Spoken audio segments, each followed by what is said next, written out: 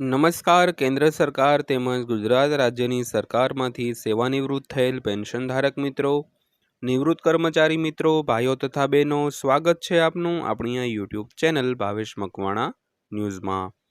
તો મિત્રો, કેન્દ્ર અને રાજ્ય સરકારના પેન્શનરો માટે આજરોજ તારીખ 5 સપ્ટેમ્બર 2025ની 5:20 કલાકે થઈ છે એક મોટી જાહેરાત.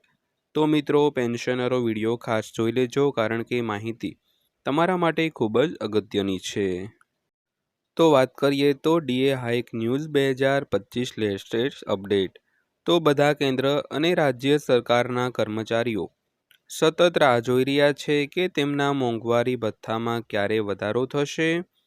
તો આજના લેખમાં તમને આ વિશે માહિતી આપવામાં આવશે અને તમને જણાવી દઈએ કે સરકારે મોંઘવારી ભથ્થામાં વધારો કરવાની જાહેરાત કરી છે અને આ વખતે તમને મોંઘવારી ભથ્થામાં કેટલો વધારો થશે અને મોંઘવારી ભથ્થામાં વધારાને કારણે પગાર કેવી રીતે વધશે તેની સંપૂર્ણ માહિતી આજના વિડીયોમાં આપવામાં આવશે મિત્રો.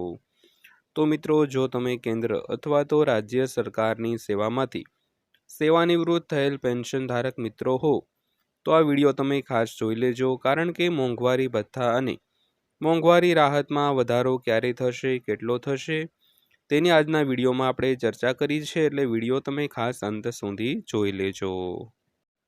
તો જેમ તમે જાણો છો કે બધા કેન્દ્રીય અને રાજ્યના કર્મચારીઓ માટે તેમના માટે સૌથી મહત્વપૂર્ણ બાબતો પગાર પંચ અને મોંઘવારી ભથ્થું છે. જો પગાર પંચ અને મોંઘવારી ભથ્થું લાગુ કરવામાં આવે છે તો તે દિવસ તેમના માટે દિવાળીથી ઓછો નથી. તો અહીં આપણે વાત કરીશું કે આ વખતે મોંઘવારી ભથ્થું કેટલા ટકા વધશે અને પગાર કેવી રીતે વધશે.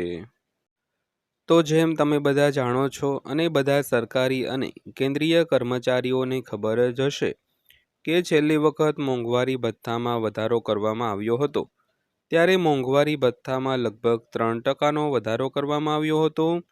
પરંતુ આ વખતે એવું કહેવામાં આવી રહ્યું છે કે સરકાર દ્વારા મોંઘવારી ભથ્થામાં 11% વધારો કરવાની જાહેરાત કરવામાં આવી રહી છે, કારણ કે સરકાર ઈચ્છે છે કે બધા સરકારી કર્મચારીઓ તેમના કામ પ્રત્યે વફાદાર રહે અને મહત્તમ કામ કરે, તેથી તેમને આ સુવિધાઓ આપવામાં આવી રહી છે મિત્રો.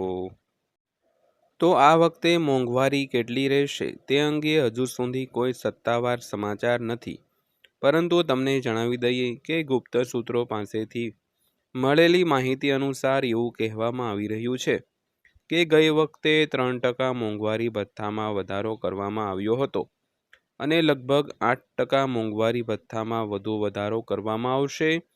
તો આ રીતે કુલ 11% મોંઘવારી ભથ્થામાં વધારો થવાની સંભાવના છે, જેથી માહિતી તમને અહીં આપવામાં આવી રહી છે મિત્રો.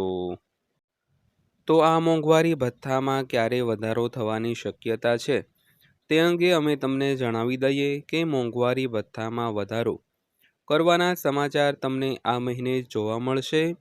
તો આ નિર્ણય સરકાર દ્વારા લેવામાં આવી રહ્યો છે અને ટૂંક સમયમાં તમને નોટિફિકેશન પણ જોવા મળશે. તો સરકાર જાહેરાત કરે છે કે 8મું પગાર પંચ જુલાઈ 2026 સુધીમાં તમામ રાજ્યોમાં લાગુ કરવામાં આવશે. તેથી મોંઘવારી ભથ્થામાં વધારો કરવાનો નિર્ણય 8મું પગાર પંચ લાગુ થવાના 6 મહિના પહેલાં લેવામાં આવશે મિત્રો. તો જો મોંઘવારી ભથ્થું આટલું વધે તો પગાર કેટલો વધશે? તો આ સંદર્ભમાં તમને જણાવી દઈએ કે જો મોંઘવારી ભથ્થું 11% સુધી વધારવામાં આવે તો દરેક વ્યક્તિના પગારમાં લગભગ 2.5 ગણો વધારો થઈ શકે છે. અને જો 2.5 ગણો વધારો થાય તો તમને ખબર પડશે કે તમારો પગાર ઘણો સારો થઈ જશે. જો તમને 20,000 રૂપિયા મળે છે તો તમને 50,000 રૂપિયા મળવા લાગશે.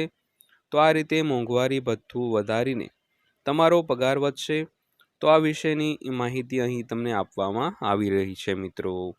તો મિત્રો, જોઈ આજની માહિતી આ પ્રમાણે હતી. વિડીયો પસંદ આવ્યો હોય, માહિતી સારી લાગી હોય તો વિડીયોને લાઇક કરજો અને આવા જ વિડીયો રોજે રોજ જોવા માટે આપણી આ ચેનલ સબસ્ક્રાઈબ કરી લેજો. તો ફરીવાર પાછા મળીશું એક નવા વિડીયો સાથે, નવી માહિતી સાથે. ત્યાં સુધી સૌને જય હિન્દ, વંદે માતરમ.